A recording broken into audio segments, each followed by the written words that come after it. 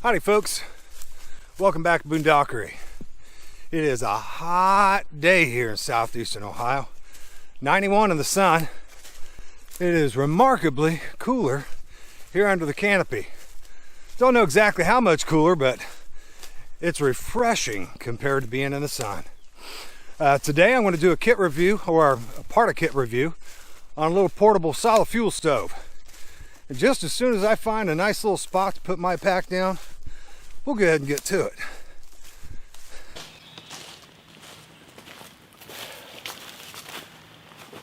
Oh.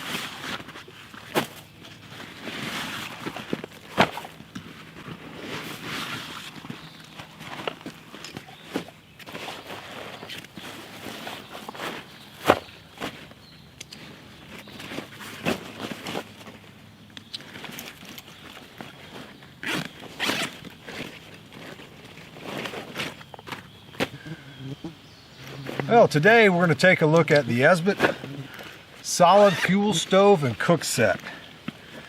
It's a little item I've had in my kit for about 10 years. They still sell them.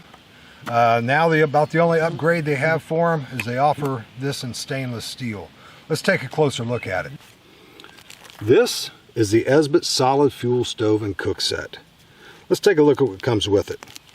First of all, you have a nice mesh bag, the drawstring, cord lock on it. It stretches so it wraps itself around the cook stove, which is nice, helps keep it a little more quiet. And the entire set, stove and cook pot, nest inside one another. I know that looks odd that I have plastic on this. This is actually the original plastic that came with the set. I like having this on there. First of all, it keeps things from rattling around in the bag. And the other thing is it helps separate my solid fuel stove from my cook pot. I'm very fastidious about keeping chemicals away from my cooking utensils. And as I've said in a couple of my other videos, that you always want to keep your food storage and your solid fuel tabs and things like that separate. The same thing goes for your cookware as well. The stove actually nests inside the cook pot, and the cook pot has two pieces. First is a lid, a very nice hinged, riveted lid, fits very securely to the pot. The stove, we'll look at that here in just a second. The cook pot itself has a maximum capacity of 20 ounces. It has very well defined graduations. The maximum graduation on this pot is 16 ounces. I absolutely love that Esbit does the graduations on their containers as well as they do. It's very easy to see both inside and out of the pot. The pot also has hinged, rubber coated, riveted handles to the pot. And there is a area here that's been tapered down so it will fit inside the stove very securely, even on relatively uneven ground. The cook pot also has a nice little spout here in the front, and as tiny as that is, it really does the job to be able to pour liquid out without it spilling. The last component is the stove itself. This little stove has a little story with it. When I first purchased the stove, there was a separate solid fuel basin that was riveted to the inside of the bottom of the stove. I had a brilliant idea that if I removed it, I could put a alcohol stove inside, a spirit burner, like the Trangia or the Esbit copy of the Trangia. I did that and it fit. However, the stove itself was so close to the bottom of the pot that it wouldn't burn properly. So I had to go back to using the solid fuels in this little area here. And as a result, the plastic feet that were on the bottom of the stove melted. Definitely by no fault of the Esbit design. That was on me. A friend of mine, John Walsh, he and I purchased these together, and we did the same thing with removing the solid fuel basin, and he came up with the idea of putting nuts and bolts on to replace the feet, and it worked fantastic. Lifted it up a little higher than what the original plastic feet had, so you get more airflow into it. Now, the stove itself is very well ventilated all the way around, top and bottom, and designed to where the stove can fit very snugly and securely on. The opening of the stove is large enough so if you need to insert another solid fuel tab, there's plenty of room to do that. Definitely wear a pair of gloves if you're going to do that. As purchased, the entire set weighs 7 ounces. When everything's nested together and is in the cook pot, the dimensions are 4.5 inches by 4.5 inches. It's hard anodized aluminum and utilizes solid fuel tabs for its fuel source. Let's go ahead and show you a quick demonstration on how it works. Here's the stove. I'm going to use an actual Esbit tab, solid fuel tab. It can use any solid fuel tab. The little basin that's in there actually is designed to fit the Esbit tabs perfectly, exact shape and size. Use my store matches to light that. It's always my favorite.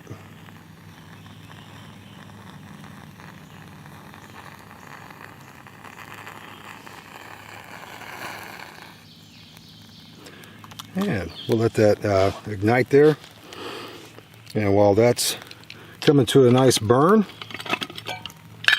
go ahead and put a little water in the pot. Make a nice little cup of joe.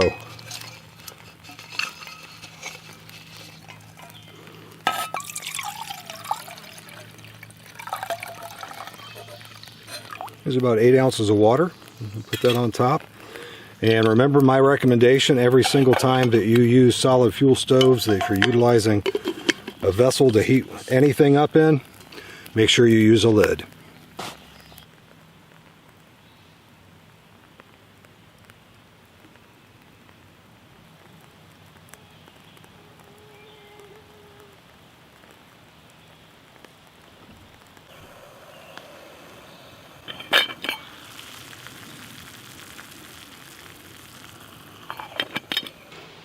Now it's time for a good cup of joe.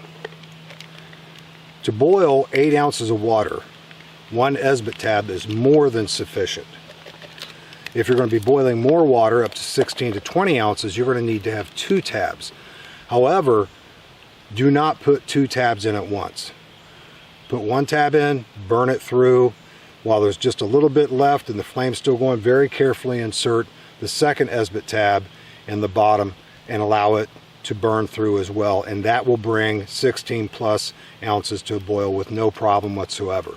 The reason you don't want to put 2 tabs in initially is it will cause an excessive amount of flame to shoot out of the top ventilations, and if that occurs, it will melt the rubber coating on the handles, and it will make the handles incredibly hot to pick up.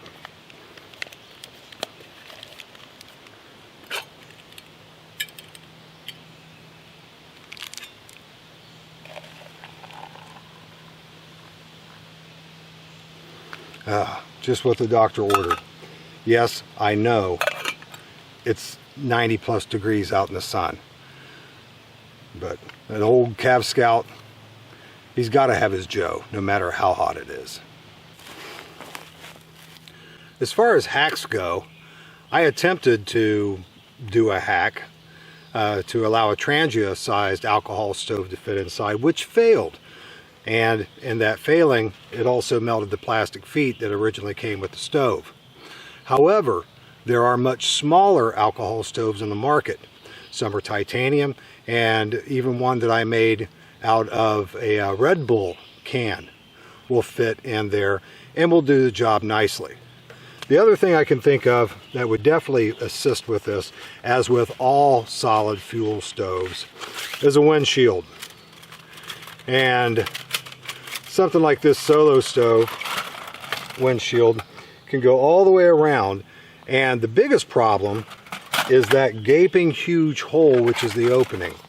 So if you're able to utilize your windshield to go around that and to break the wind from going in there, it'll definitely help maximize your fuel efficiency. Other than that, there's not a whole lot of hacks I can think of right off the top of my head that could work well for it. I know the one I tried, and I know what I learned after that. And as far as this little stove goes, it's a solid performer. It's very well built. It does exactly what it's built to do. It's compact, it's lightweight, and for short treks, if all you're going to be doing is boiling water, that is a fantastic little stove set. Esbit's solid fuel stove and cook set is a fantastic little stove. If you're looking for something lightweight and compact, very well built, and pretty much all you're going to be doing is boiling water, it would be a fantastic choice. I've enjoyed using mine over the years, and I take it out fairly regularly, especially on little day treks, when all I'm going to be doing is reconstituting a mountain house meal or having a cup of coffee while I'm out. Well folks, it is time for me to hit the hot, humid trail. If you like today's video, go ahead and hit that like button. If you like what I'm doing, you want to see more of it, go ahead and click subscribe. If you want to stay up to date on what's going on, click that notifications bell. Just one more thing before I go. I want to express my heartfelt gratitude to all of you that have subscribed, all of you that have been, clicking those likes, providing comments. It's deeply appreciated. As always, thank you for watching. I'll see you next time.